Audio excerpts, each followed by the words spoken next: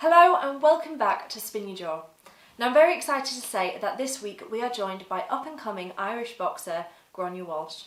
From Tullamore, County Offaly, she has an array of boxing achievements, including being a Team Ireland boxer. So let's jump on the line and let me introduce you guys. Gráinne, hi, how are you doing?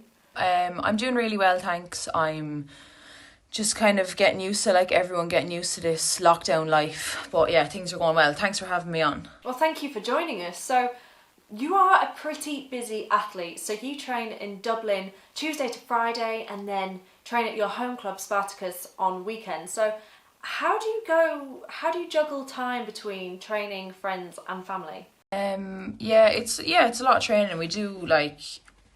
I do probably train twice a day, 5 or 6 days a week, and I enjoy a Sunday, which is my rest day.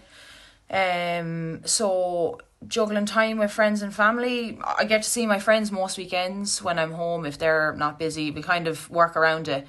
And then I love being at home with my family. I'm really close to my family, so obviously I'm enjoying lockdown because of that reason too, because sometimes lockdown can be tough for some people, but I'm actually really enjoying the time being home with the family and stuff, time that I usually wouldn't have. So I'm really happy, actually. So that is a lot of training. Do you ever kind of feel like you're missing out with your friends at all? I never usually feel like I'm missing out on much. Like over Christmas and stuff was probably when I felt, I couldn't be with my mates as much as I would have liked to maybe over Christmas and when everyone's celebrating. But I was training all over Christmas for a competition in January. But then when we got back to Dublin, I ended up injuring my hand anyway, so I couldn't even go to the competition. So that was the one time I just felt a little bit like I missed out. But it's always worth it. It's usually always worth it. So I don't really feel... My friends kind of used to feel a bit more like wanting me to come out and stuff and thought I was missing out on stuff. But as we've got older and stuff, they've just accepted that I'm just different, I guess. So what would you say your biggest boxing achievements are? My biggest achievements in boxing have been a medal at the European Union Championships in 2017 and then a bronze medal at last year's European Games in Minsk. So they were my two major medals that I've won. So obviously I'm eyeing up a lot more medals in the future and a spot at the Olympics. So they're just a couple of the goals I have, and yeah, I'm just looking to build on little things every day. So originally you played soccer from a very young age. So what made you switch to boxing? So when I was playing soccer, I had never even started boxing. Like I'd never had any dreams really to go to boxing. But after meeting Katie Taylor and stuff, I just said I'd give it a go. And then I ended up keeping the two of them on for about 2.5 years. And it just got to the stage where I couldn't actually keep them up anymore because it was just getting too much. So the thing, I never thought I'd be able to give up soccer because it was all I knew really from a young age. So I think what made me make the decision in the end was I just loved the individuality of boxing and the discipline and stuff. So I just saw myself getting further in boxing. So that was kind of the main reason. You mentioned an injury before. What happened? My main injury, I've never actually been injured before this year. And then on the 10th of January, a week before we were supposed to go to a competition in Bulgaria, I ruptured the ligaments in my right thumb when I was sparring. So that obviously set me back massively. I had to get surgery, which put me out of boxing for 3 months with my right hand. So the way that affected my training was basically I had to wait in the wings and watch everyone else training away for the first Olympic qualifier in London while I was only using my left hand. So like even now I haven't sparred since that day. I haven't sparred since the 10th of January because I was injured and then lockdown now, so we can't spar. So my hand is obviously doing good now, so I'm delighted that the Olympics is postponed, to be honest. But that obviously set me back massively. Ouch. So when you have an injury that puts you out for so long, how do you cope with that mentally, especially being so ready to fight in Bulgaria?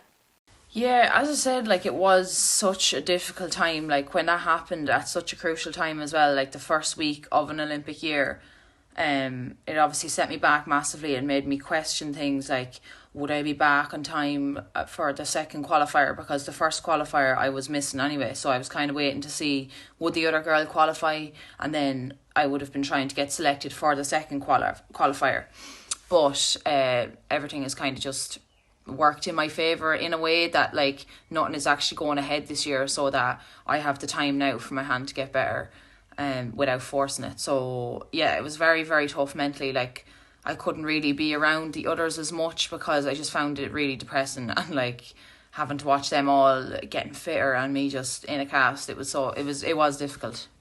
Oh, bless you. It's never easy being injured, but at least now that you've had a good amount of time to really heal, you can come back and just smash it. So what would you say your fighting style is?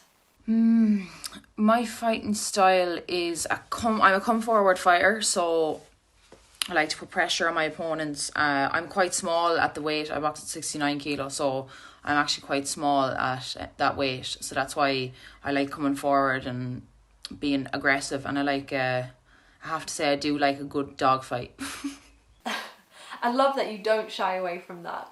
So are you managing to train as you normally would in lockdown? We have about actually 3 days a week. We have different meetings and sessions and stuff over Zoom with our trainers and coaches and that in Dublin. So, and we have a programme obviously given to us as well to stick with. But this is more of a time for us to work on like technical things that we wouldn't usually have time to do when we're, busy getting fit and strong and stuff for competitions. But at the moment, yeah, I have gym equipment and stuff out in my shed. So, and the weather's been so good, so I've been doing my running and all that. But like not as intense as if we were in a training camp coming up to fights, because realistically we'll be one of the last sports to get back because boxing is such a close contact sport. So we're kind of just taking over, doing what we can to keep fit and that, but nothing in terms of sparring or any contact things. So I've heard that you're pretty lethal with your body shots. What would you say your most powerful kind of punch or combo is? I just think body shots are absolutely lethal because you may wear a head guard and a gum shield and they may protect your face, but you have nothing really to protect your body. So, for me, my most powerful shot is a left body shot to the liver. And then my most effective shot would probably be like a little screw jab between the guard of my opponent, because it's very hard to defend. But it's not so much a knockout shot or anything like that. It's just more of an eye-catching one for the judges. And have you ever had the pleasure of being knocked out? Okay, no, I've definitely not been knocked out. Touch wood, that won't happen anytime soon.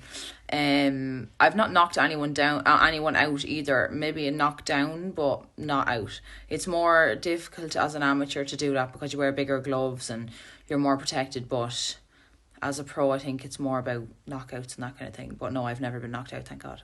Okay, now do you prefer to spar men or women?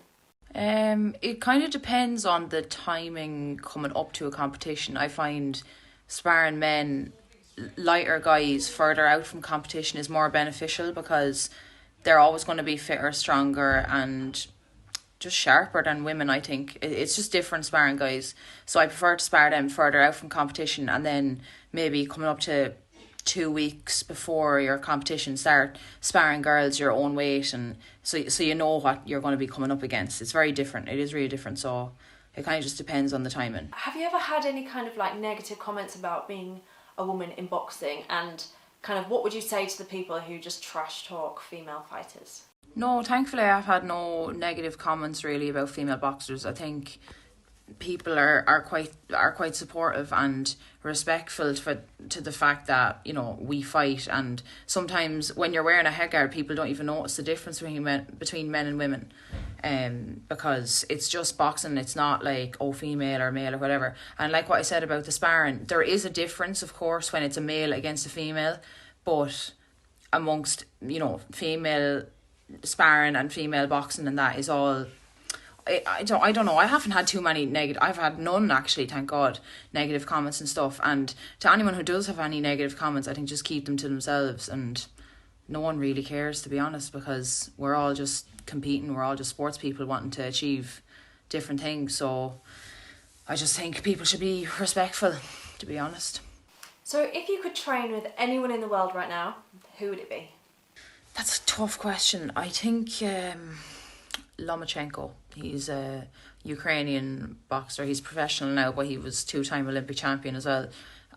Everyone is like obsessed with him, but the training videos and stuff he has up, like the things he can do, and even the way he moves in the ring and stuff is just unreal. He trains like an absolute beast, so I definitely would love to train with him if I got the chance. And if you could fight anybody in the world, who would it be?